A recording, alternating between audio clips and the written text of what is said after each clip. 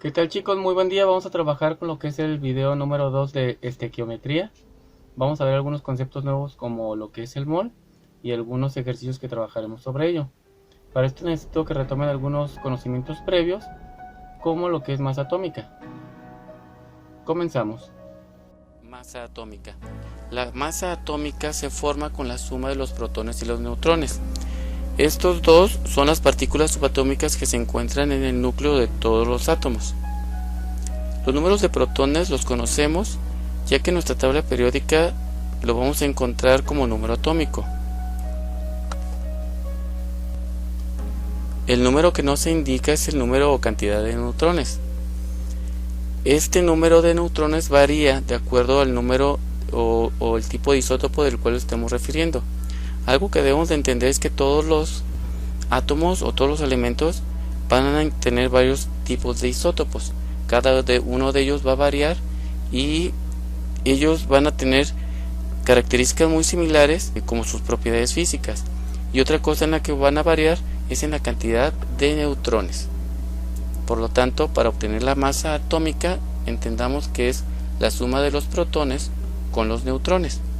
Si se dan cuenta, el número de masa atómica en este caso está redondeado, pero eso tendrá que verse de acuerdo también a la cantidad de isótopos a la cual nos estemos refiriendo. Veamos unos ejemplos. Aquí podemos ver lo que es el carbono 12 y el carbono 13. En este caso, el carbono 12, si nos ponemos a verlo bien y los checamos con nuestra tabla periódica, nos estaría diciendo que tiene 6 protones y 6 neutrones. En el caso del carbono 13, nos estaría diciendo entonces que tiene 6 protones, pero tendrá 7 neutrones. Varios de los científicos se han puesto de acuerdo para poder obtener un número preciso y se obtiene por la suma de los isótopos y sus características. Se van a basar o se están basando por la abundancia de cada uno de ellos en la naturaleza. En este caso, por ejemplo, el carbono 12 se encuentra en la naturaleza en un 99%, mientras que el carbono 13 solamente se encuentra en un 1%. Si hacemos las sumas y las multiplicaciones, obtendremos que 12 por 0.99 nos da 11.88. Y en el caso del carbono 13 sería 13 por 0.01 y nos da la cantidad de 0.13. Esto sumado nos daría un peso atómico de 12.01.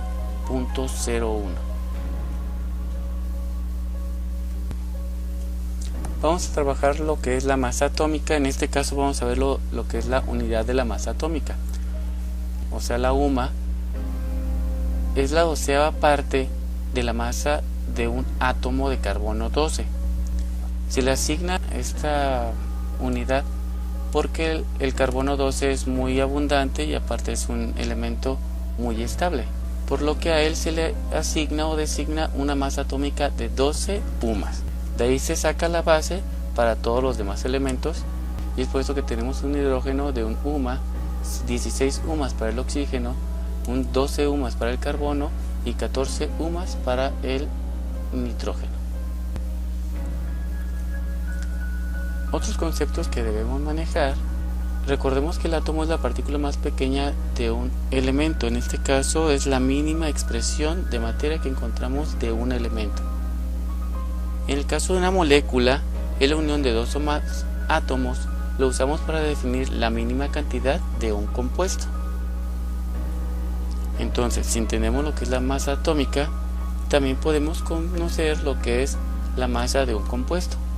Para eso vamos a ver lo que es la masa molecular. Es el resultado de sumar las masas atómicas de cada uno de los elementos presentes en la fórmula. Cálculo de masa molecular en el caso de la molécula de agua. 2 hidrógenos por 1 UMA igual a 2 UMA. Una molécula de oxígeno por 16 UMAs me dará 16 UMAs. Sumado me dará 18 unidades de masa atómica. En el caso del ácido sulfúrico se hace exactamente lo mismo. Son 2 hidrógenos, 1 azufre, 4 oxígenos. En ese caso el azufre consideramos una sola molécula por 32 UMAs. 1 por 32 será 32, 2 hidrógenos, 2 por 1, 2, y 4 oxígenos por 16 UMA me dará 64, dando un total de 98 unidades de masa atómica. Ya lo habíamos visto esto en el video pasado. Vamos a trabajar un poco de la composición porcentual. Esta se puede expresar en % de masa o % de volumen. Se puede calcular a partir de la masa molecular y de la masa de cada uno de los elementos que la forman. Para calcular la masa molecular, lo que se hace es dividir la masa del elemento entre la masa del compuesto multiplicado por 100. En este caso, la masa molecular de la molécula de agua, una sola molécula de agua, tendrá 18 unidades de masa atómica, de las cuales el hidrógeno tiene 2 gramos de hidrógeno dividido entre 18 gramos de agua. Por 100 me da un total de 11.11% de moléculas de hidrógeno en esta molécula de agua. Vayamos con el oxígeno. Serían 16 gramos de oxígeno entre 18 gramos de agua. Multiplicado por 100 me dará 88.88%. Si nosotros sumamos este 88.11 con el 11.11 del hidrógeno y del oxígeno, nos da casi un total del 100%. ¿Por qué es que no se da el número cerrado? Recordemos que hay muchos decimales, no lo estamos tomando en consideración aquí. Si se tomaran todos esos decimales, el número sería prácticamente cerrado.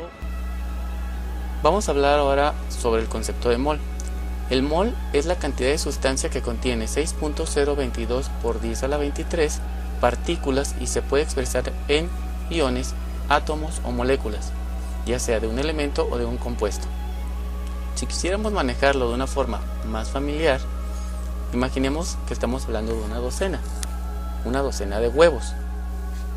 Una docena de huevos está compuesto por 12 huevos. Una docena de naranja tendrá 12 naranjas. Bueno, en este caso, un mol de hidrógeno tendrá 6.022 por 10 a la 23 átomos de hidrógeno, así como un mol de agua tendrá 6.022 por 1023 moléculas de agua.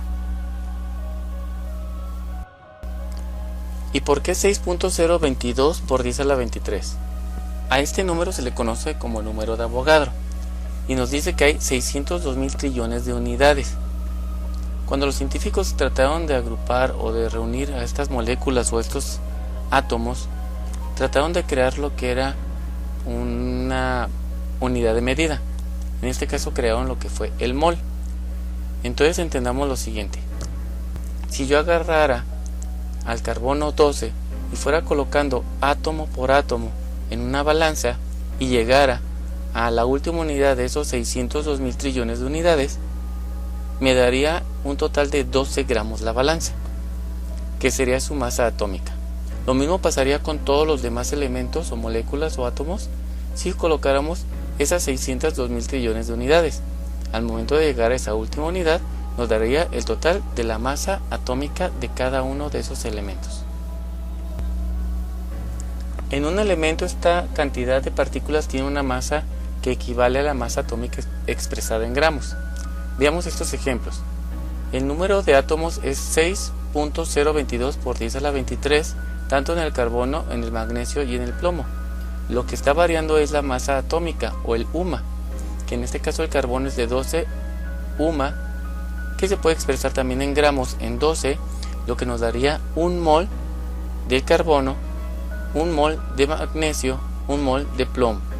Lo que variaría sería la masa atómica, que se puede convertir o se puede expresar también en gramos.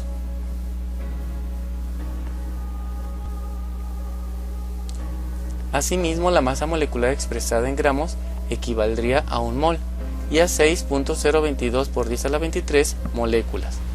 Si tengo un mol de agua, su masa molecular será de 18, de igual forma serán 18 gramos mol y tendrá un número de moléculas de 6.022 por 10 a la 23.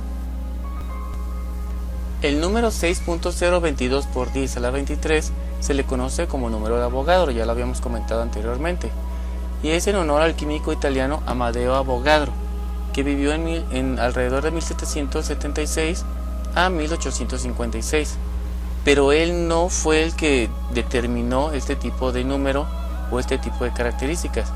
Él lo que sí hizo fue descubrir y dar el siguiente enunciado, que eran los volúmenes iguales de diferentes gases en las mismas condiciones de presión y temperatura contienen igual número de moléculas. Es importante que esto lo tengan en cuenta porque más adelante trabajaremos con lo que son volúmenes. Fue Jean-Baptiste Perrin quien determinó la constante y propuso la denominación del número de Avogadro. Trabajaremos ahora con los ejercicios de conversión de gramos a moles de átomos.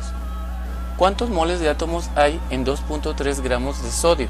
Bueno, lo primero que tenemos que hacer es buscar la masa atómica del sodio. En este caso, la masa atómica va a ser redondeada al entero próximo, que será 23. Y lo que tenemos que hacer es dividir la cantidad de gramos de sodio entre los 23 de su masa atómica, que me dará una cantidad de 0.1 mol o moles. Vamos a hacer ahora un ejercicio en donde sea de forma inversa. Vamos a convertir moles de átomos a gramos. ¿Cuántos gramos hay en 1.5 moles de carbono? Bueno, primero tenemos que buscar la masa atómica del carbono, que en este caso será 12. 1.5 moles de carbono por 12 gramos de carbono.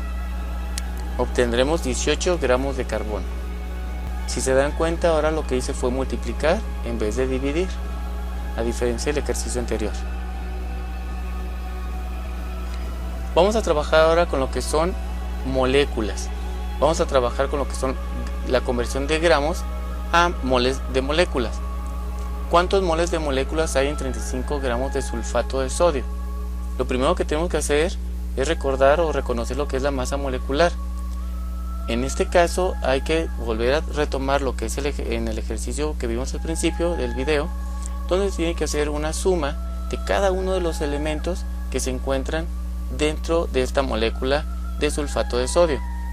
Obteniendo ya la cantidad de unidad de masa atómica, obtendremos lo que es que 35 gramos dividido entre 142 gramos de mol nos dará 0.242 moles de molécula.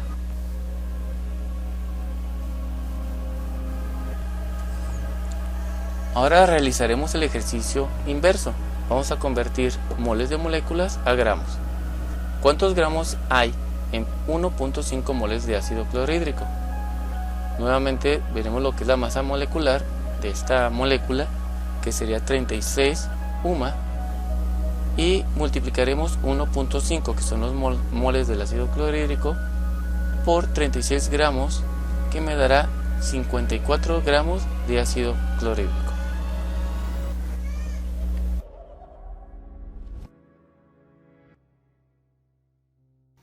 Bueno chicos, eso es todo por el día de hoy. Vamos a trabajar más adelante con otras actividades. Espero pronto nos podamos reunir y échenle ganas. Nos estamos viendo. Bye bye.